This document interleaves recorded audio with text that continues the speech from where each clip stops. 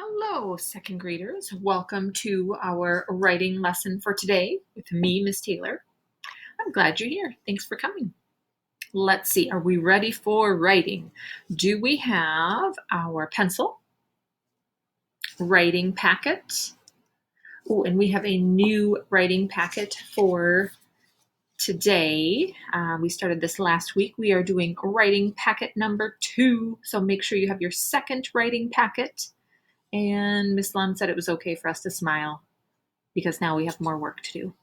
So make sure you have your writing packet number 2. We need some kind of a flat writing surface, so you should be sitting at a table or a desk, something where we can sit up nice and straight and tall and do our best work on a flat surface. We, like usual, we're going to pay attention to capital letters and end marks. We're going to pay attention to lines and spaces and having neat handwriting. And of course, we're going to make sure that we're spelling the words correctly that are on our paper. If the words are not on our paper, we're just going to try our best. And our goals are to carefully form complete sentences, write neatly and carefully. Alrighty, so today, let's see, today is Monday. Yeah, it's Monday. I think it's Monday. Today is Monday, and we are going to work on, like I said, packet number 2 for today. And packet number 2, we are going to be on page number 2. So if you have not labeled your packet, the page numbers, you might want to do that. So Miss Lund and Miss Schultz and I forgot to label the packets. Oops. So you could help us by putting a 1. Those are the ones we did last week. And now we are on page number 2. So if you wanted to go ahead and label, I just labeled mine. I haven't labeled all the numbers, but I've still got to keep going. But page number 2, and page 2 has Monday at the top. And it actually says week number 8, even though it's not week number 8. It's week number 13, isn't it? So if you wanted to, you could cross this off and write, actually, we're on week number 13 of distance learning. Awesome job, scholars. And today is Monday. It is November 16th. And we can go ahead and write our name at the top nice and neatly. My name is Miss Taylor, and sometimes I just like to write the date over here to the side. That kind of helps me. November 16th. All right. So today is November 16th. Change my pen there. Okay. All right. And let's go ahead and see what we have here. So we're going to correct the sentences just like we normally do. Dad and me were at home. Okay. Dad and me were at home. Well, let's see. We know that every sentence has a capital letter. So we're definitely going to have to make that a capital letter. And we also know that every sentence has an end mark. Dad and me were at home. But we can think about, well, what kind of a sentence is this one? Is it a statement? Is it telling something? Dad and me were at home. It's telling where you and Dad were. Question, Dad and me were at home? Dad and me were at home. Now, it could be if you were really excited about that, if you had a lot of strong feeling. Or a command. That's when someone tells you to do something. Dad and me. I don't think so. All right, so I think it's a telling sentence. So we are going to put a period. I'm going to circle that. Dad and me were at home. Now, there is one other thing that we need to fix here. Do you see what it is? It has to do with this word here, were.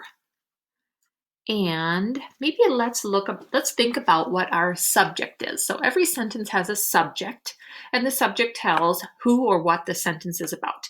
And in this sentence, the sentence is about Dad and me. And so we have kind of 2 subjects here. It's about Dad and me. And if we were to say Dad was at home, that would make sense. But would we say me was at home?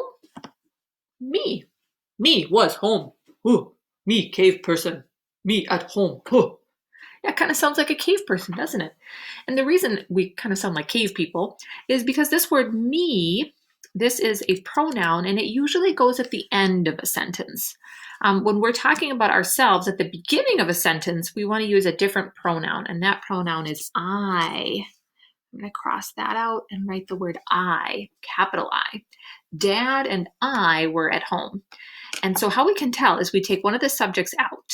So if I take this out, Dad, and I have to change this to was. Dad was at home. That would make sense. Dad was at home. It would also make sense to say, I was at home. But it would not make sense to say, me was home. Oh, me cave person, me at home. So we don't need to, we're not cave people, we're civilized.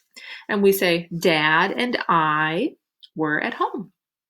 All right, so let's copy our sentence in beautiful handwriting, making sure we have our capital letter. And when you're making a capital D, make sure the straight line is on the left side and then the curve goes out this way. So that is how we make our capital D, Dad and I were at home. And making sure we have a little finger space between the words. Dad and I were at home. All right, so let's see. We have our subject, Dad and I. We have our verb, or our predicate, the rest of the sentence, were at home. Let's see, we have our capital letter. We have our end mark. Does it make sense? Dad and I were at home. Yeah, I'm going to give myself a little check. Check before I check. All right, moving on to number 2. Number 2 says, her pet cat's collar broke. I have a pet cat. Hey, Bob. Want to say hi? Bob is sleeping over there on the couch. Her pet cat's collar broke. So here, we of course need our capital letter. Every sentence needs a capital letter. Every sentence needs an end mark. Let's see. Her pet cat's collar broke. Is that another, kind of sounds like another telling sentence, doesn't it? Yeah, this is telling us about the cat. So we're going to have another period at the end. Her pet cat's collar broke. Let's see. We have our subject. What is the sentence about? It's about her pet cat. And we know that our verb is what happened.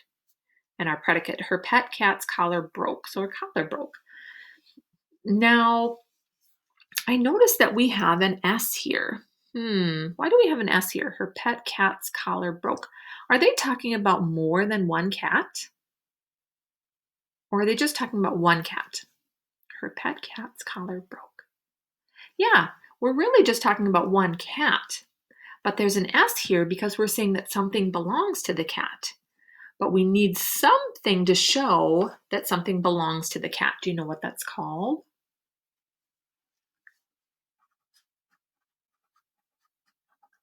Yeah, it's called an apostrophe.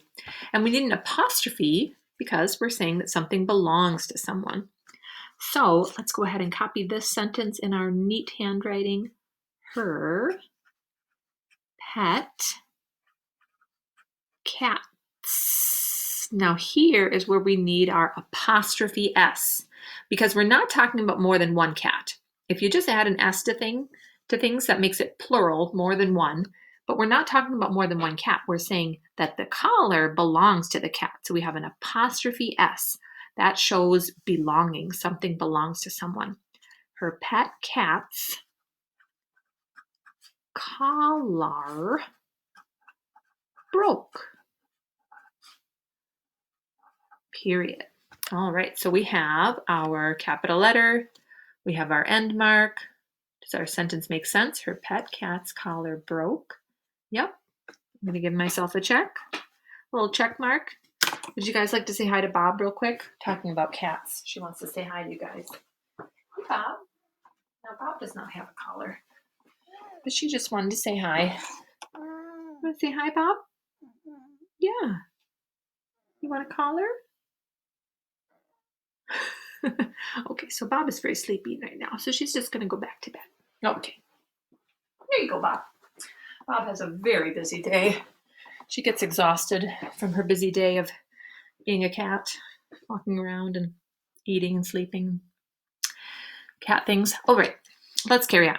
Number 3, Put gold and fish together to make a compound word. Ooh, compound, compound, put together, compound. Two words together make a compound. I'll say two words, you make the compound. Let's do it now. Gold, fish, goldfish. Or perhaps it should be fish, gold, fish gold. Which one is it? I'll let you finish that one. All right, number 4, circle the word that is spelled correctly. So we have axe, ask, or ask. Which one is correct, scholars? That's right, this one is how we spell ask. A lot of times we ask a question, don't we? We ask a question. All right, and the last one, number 5, circle. Excuse me, it doesn't say circle. That's number 4. Let me try again. Number 5 says, number the words in alphabetical order. All right, so we have some words in alphabetical order. Now, I mentioned that when we have questions like this in the classroom, usually we would look around and we would look at our alphabet that's on the wall. I don't have an alphabet right here, so sometimes what I do to help me, I just go ahead and write my alphabet down below. So if you wanted to do that to help you, A, B, C, D, E, F, G, H, I, J, K, L, M, N, O, P, Q, R, S. All right, I kind of ran out of room, but I think that's okay because we only go up to S. All right, so here we have our little alphabet and we're going to think about which word comes first. Is it jump? Sometimes in this paper they forget to do the little, I like to make the little curve there for jump. Let's see, jump, run, hop, or skip. So when we are looking at putting words in alphabetical order, we have to look at the first letter in the word. So I like to put little arrows so I can see them very clearly. I have a J, R, H, and S. So let's see. I'm thinking, I know that R and S are kind of back here in the alphabet. See, I can see them back here in R and S. So I think it's between, it's either jump or hop. So let's look for either a J or an H. A, B, C, D, E, F, G, H, I, J. Oh, there's an H and there's a J. Which one comes first? Yeah, the H. So I'm going to put a 1 there. The H, this word hop, would come first in alphabetical order, in ABC order. And then the next one would be jump. So I'm going to put a 2 there. All right, and I'm going to let you finish the other 2. So you're going to put a number 3 by the next one, either run or skip. And then you're going to put a 4 by the one that comes last in alphabetical order. All right, so scholars, you're going to check to make sure that you have your capital letters and end marks. You're going to finish your compound word. Is it goldfish or fish gold? You're going to circle how to spell ask correctly, and you're going to finish alphabetizing these words. Have a wonderful rest of your day, scholars. I will see you again soon. Bye.